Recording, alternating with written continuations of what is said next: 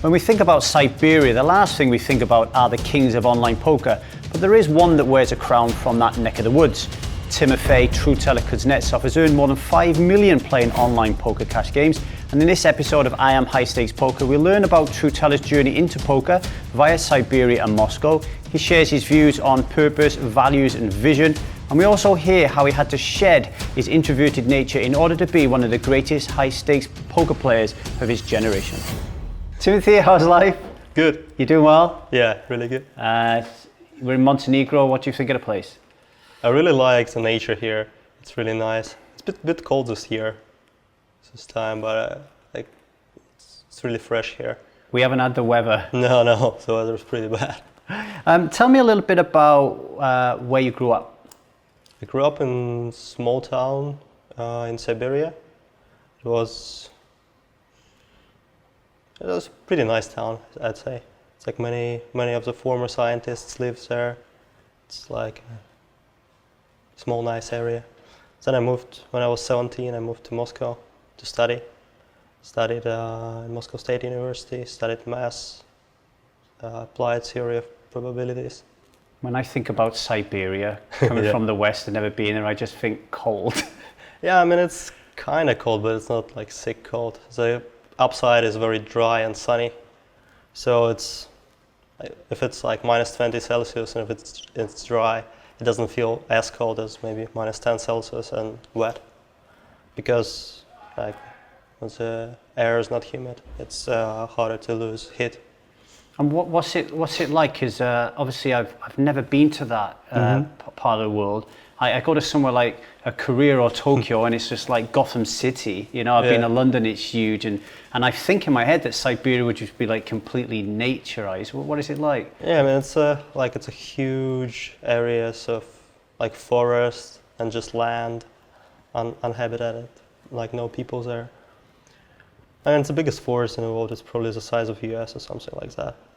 Like if you take the whole taiga. What was the best thing about growing up there as a kid, and what is the worst?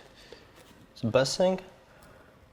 The people there are pretty nice, and the nature is really good. So I think it's really healthy to grow up there. In the town I lived, there is no like factories or any production, so the air is really clean. And the town is basically in a forest. So between, like, there are trees all over the place. Like I walk from my home to school through the forest, basically. No way. Yeah, it's pretty cool. You have tigers there? No, we don't have tigers. We have wolves. Right. Yeah, but no, like not in the city. If you go somewhere out, like you might meet a wolf, but like I never met one. So you moved to Moscow when you're 17. Is that almost like a necessity? Are you thinking to yourself, if I want to become someone or do something grander, I need to get away from Siberia, or is that why you're in Moscow? I was always looking for like to do something really good, I'd say. I could have stayed in Siberia. I was thinking about that. We have a really nice university there too. But I was really good at maths when I was at school. I was taking part in like all sorts of competitions. Like I was going to different towns to take math competitions and even to different countries twice to take place there. And like I thought it would be good to go to Moscow because it's still the best place in Russia to study. It's a really good place to study maths too. One of the best in the world. How far is it from Moscow to Siberia?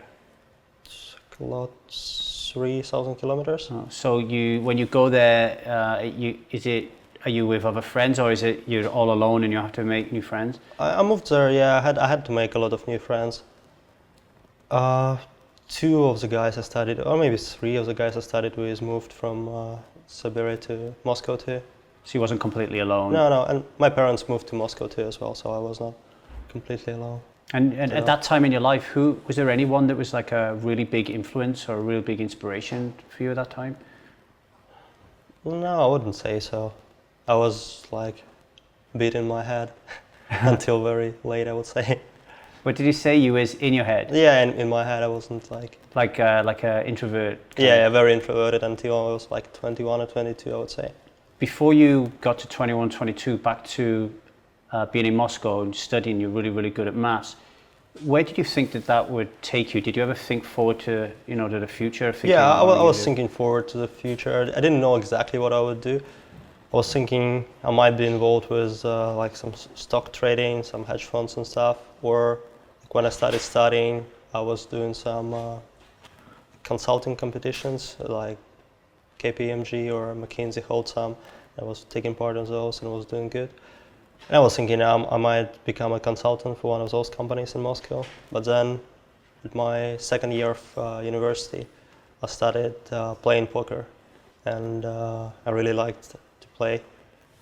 And I started doing good pretty early. So then I decided I'm not gonna purchase a normal career anymore. I'm gonna try to do it in poker. How did poker start for you? Was it a live game? Was it online? Online. My friend started playing and he won like 7K US in a few months. And I was thinking, oh, it's pretty cool. And I was always very competitive, so I decided, okay, this is a game. I always like to play games and you can win a lot of money in it.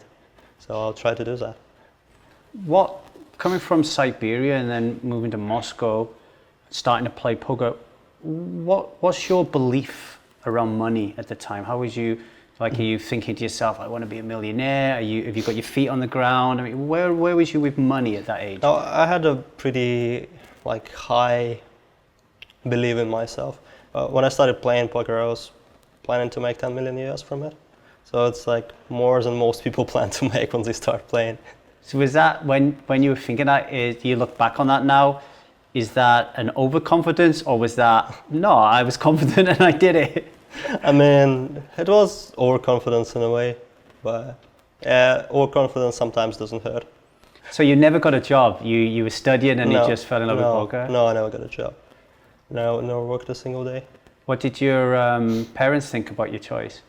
First year when I was playing poker, and I wasn't making that much money still, they didn't like it a lot because it was obvious for them I could have a good career in like finance, stocks, or anything. So they were thinking like, what am I doing with my life? Playing cards? Yeah. I was like, no, I like it. I really like it. But then when I started winning a lot, my father understood it's the right thing for me to do, and started supporting me. My mom too.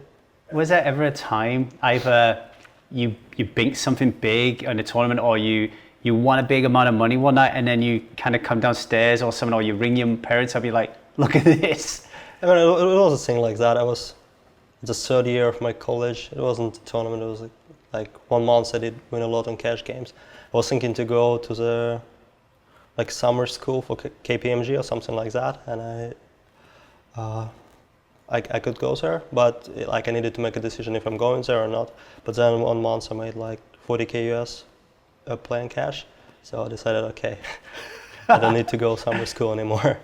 So you're a little bit of an introvert. You fall in love with online poker. Yeah. I imagine in order to win the money that you were winning, you were really putting the hours in. Yeah, I was putting a lot of hours in. How do you then deal with that lack of socialization? How do you become better at socializing and mixing people? Because you said around 2021 you started to be more outgoing. What happened? I just realized I'm not very happy because I'm introverted, and started changing myself.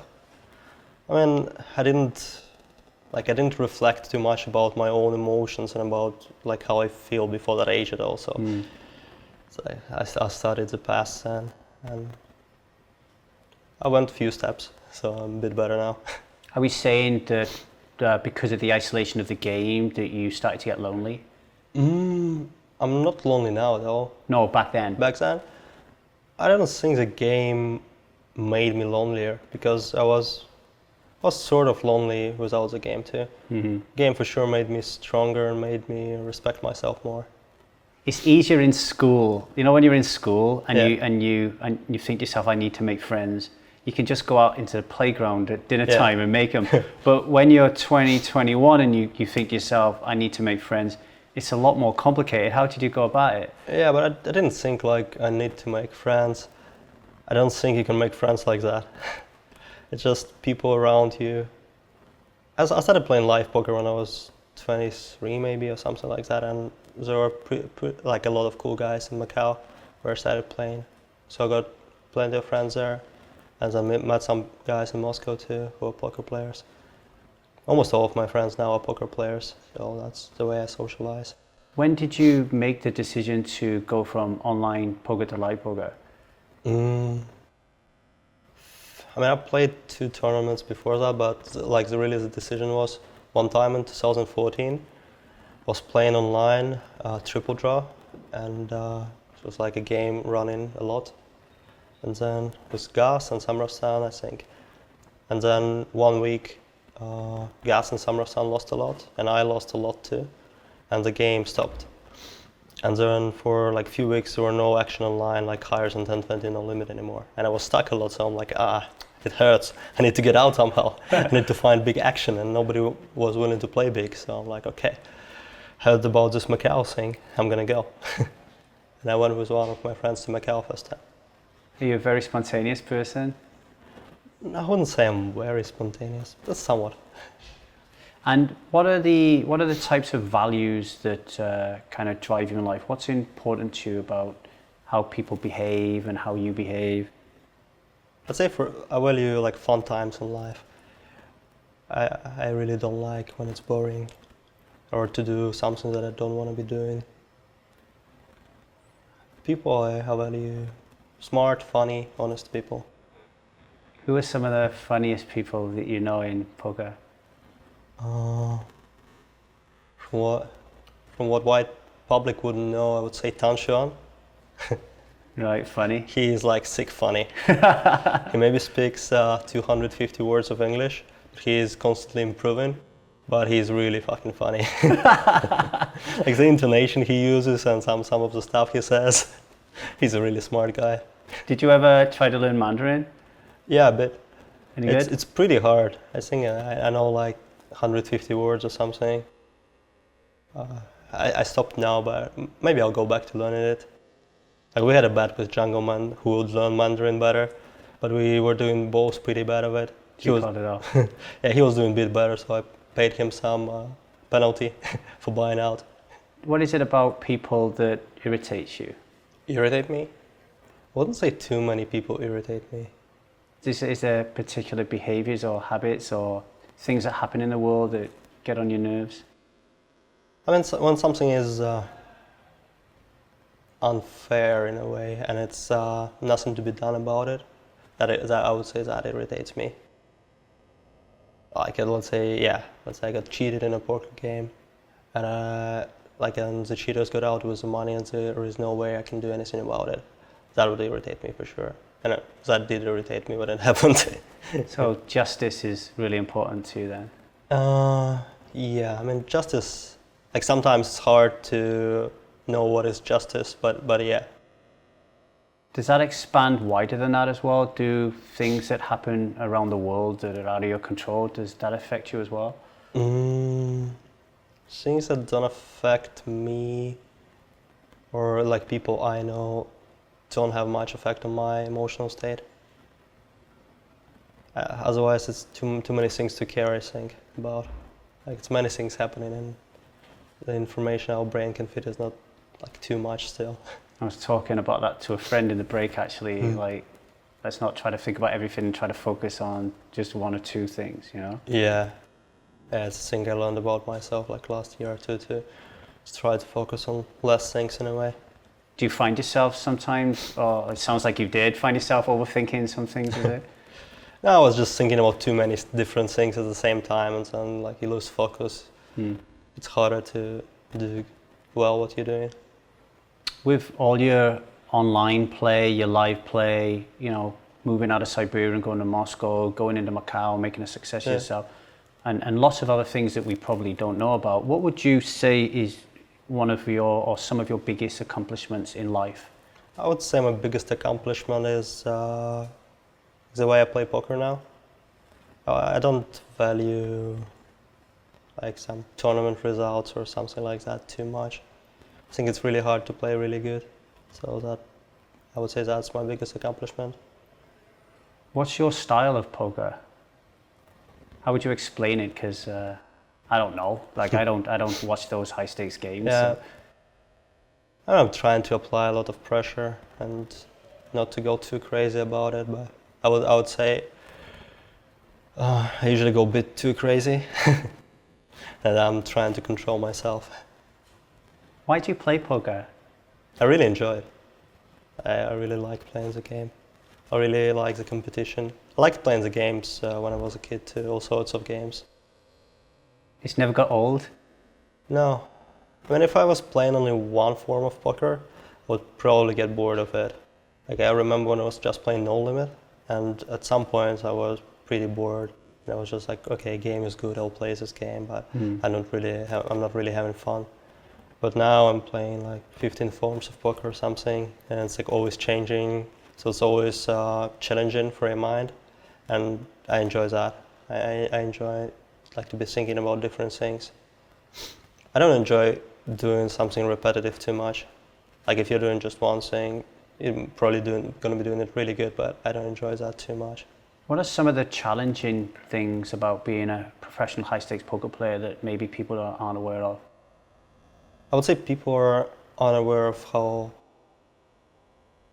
hard is it to manage your emotions, and how hard is it to like be able to play a lot even if you're losing, be able to play good, especially live and big if you're losing.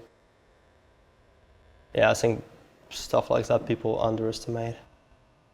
How did you grow that skill? How did you evolve it and, become better at not letting your emotions affect your decisions? It was pretty unusual for me, maybe usual, but I didn't expect that. Like first, when I was like very introverted, my emotional amplitude, I don't know, was pretty like low. I wouldn't experience like too highs or too lows in a way, so I wouldn't tilt much at all.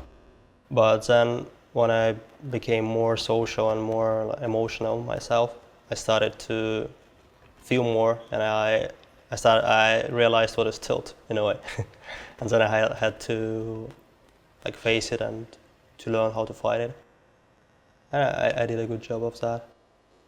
How did you do it though? Was it just through playing and experience and like losing your shit and then and afterwards saying to yourself, looking in the mirror and going like, don't fucking lose your shit again? Or did you like sit on a psychotherapist's couch, or did you hire Elliot Rowe? I mean, I actually did talk to Elliot Rowe a couple of times. He was pretty helpful. Around that time when I first started experiencing tilt. It's pretty funny that I like started experiencing like harder tilt on my like 6th year of career or something like that. And I was playing high stakes for 4 years already, and I didn't tilt much before that. But it's I don't think you can stop tilting by just like going hard at you. Don't fucking do that again. Yeah. I don't think that will work. So you need to go into reasons. Why do you tilt? Like it's gonna be triggering something deep in you. Like the situation gonna be triggering something, and you need to understand what's going on exactly. And for me, if I understand what is this actually triggering, then it's like it solves 75% of the problem. It's so interesting that you recognize that when you was introverted, things were more in control, and then when you started socializing with people, it started going out of control. Did Elliot have a view on that? I don't think I talked to him about that. I realized that myself maybe after I talked to him. That's fantastic. I love it. It's pretty funny. Yeah, it is. It's a good reason to lock yourself away and hide from people, right? Yeah, I mean, I'm in control now, but like I had some time, maybe 1 year, like 8 months, when it was harder for me to control tilt. I'm like, what's going on with me? I was never like that. And I guess it just snowballs, doesn't it, a little bit until you hit a hard stop somewhere along the line. Yeah. Did that affect your life, though? It's what like you're tilting at the table. Did that affect your life and your relationships? Like, was you a real pain in the ass outside of poker as well? I mean, I was less fun for sure, but because I do still hurt myself quite some emotionally when I'm doing something stupid. I started doing it way less than I used to, but many people have that learning mechanism. If they fail at something, they hurt themselves. Like they sort of punish themselves in their head, and that's the way they learn because they don't want to do that again. Do you ever think about purpose? Do you ever spend time staring in the sea, thinking what am I doing with my life? And Try to not. I don't think that's very. I don't think there is a purpose. So thinking too much about that not going to lead you to anything, in my opinion. is that that decision? Where does it come from? Is it? You must have given it some thought to think that there's no purpose. Have you ever been engaged in a deep conversation about it, or read about it? Or? Yeah, but I think it's a little bit coming from where I grew up. It was a town where basically everybody is an atheist, and everybody knows scientists or from scientist family. So people are very science based, and in scientific community, I would think most people think there is no purpose in life. Right. Yeah. So with the science background in Siberia, where do you stand on religion then? I wouldn't say I'm religious to any of the known religion, but I wouldn't say I believe there is no superpower or anything like that. I think some things might be possible that we are not aware of, but I don't know which. There could be a super user out there. We could be part of a game. Yeah, we could be. Yeah. We could be in The Matrix too. Yeah. Do you like those movies? Yeah, I love The Matrix. It's my favorite movie. Yeah. The first one.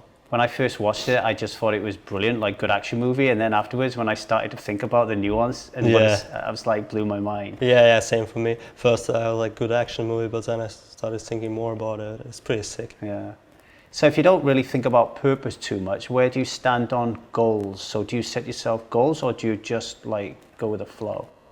For a very long times, I would not set myself goals.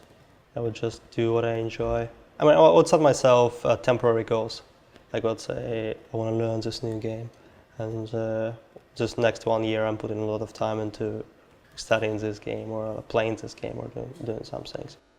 Or I want to do sports, something but I wouldn't set goals okay, in 5 years, I need to make X money, or I need to, I don't know, do something else. Have a family, find a wife, go back to Siberia, build a log cabin. Yeah, I don't do that. Can you remember any great pieces of advice that people have given you in life or in poker that have stuck? In poker, I would say Phil Galfon's videos on No Limit Hold'em, when I was just climbing up the mid stakes. They made quite some impact on the way I was thinking. He's a great coach, isn't he? Yeah, I mean, I think those No Limit videos, early ones he made, were really, really sick. He's a type of guy, he should go into a different business. I could listen to him coach and fall asleep to it. He's just got a lovely way, he's just a lovely bloke, isn't he? No, I cannot fall asleep when I listen to him. Do you know him personally? Yeah, he's a friend of mine, I would say. I really like him. What are some of the things in life that you can take from Phil and learn from and aspire to become and introduce into your own life? He got a very, I would say, calm, scientific approach to everything. I think that's a good approach to very many things. Yeah, I should be thinking about that. How do you define success? In what sphere? Poker? I mean, in poker, I would say the only reasonable metric of success is money. So, yeah, how much money you made. What does your average day look like? I know it's probably different all the time. Here it's probably just poker, but I guess split that question in two. Actually, what's your day like when you're playing poker, and what do you do when you're not playing poker? It's in a way it's dependent on if there is a big game running somewhere, or if there's somebody willing to play me big, then I'll build my day around that. But if it's not, I'll just mostly, I don't know, relax, do random things, go sport. I'd rarely watch movies. I would browse some internet online, hang out with friends a lot. I can see now how you wouldn't have a set schedule when most of your life you're just waiting to spring in the moment that somebody's available to play a game. Yeah, it's not like somebody available, but some game available, I'd say. Yeah. So you're really successful, both live and online, and then you decide to join PartyPoker. Yeah. from like looking outside in, it's like, well, what's he done that for? Because he's a pretty quiet guy in the scene. Yeah. So why did you decide to join? I think I can make a little bit of impact on the, like in the long run, on the way online poker will be. And Party seems very flexible and very forward thinking, especially Rob Young. He seems to be very reasonable about the new things that need to be changed in online poker.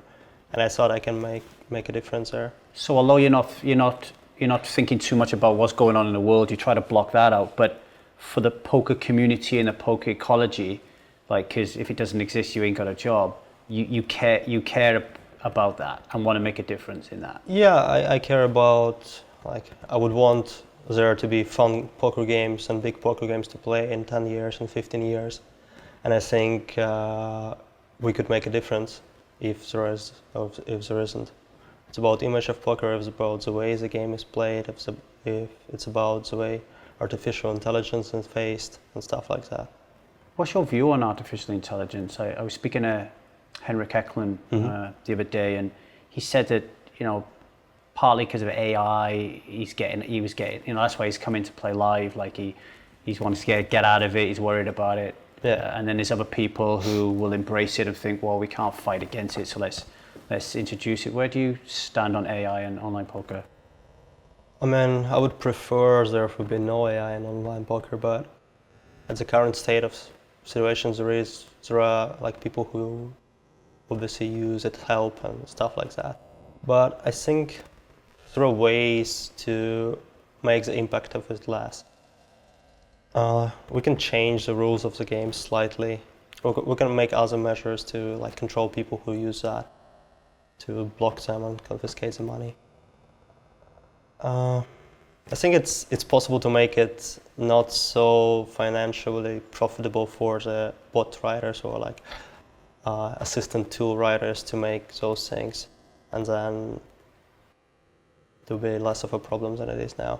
I know you don't spend too much time thinking about the future. You kind of focus on what's going on today. Yeah. But are there things that you want to do and achieve before you finally the game ends and someone presses the off button?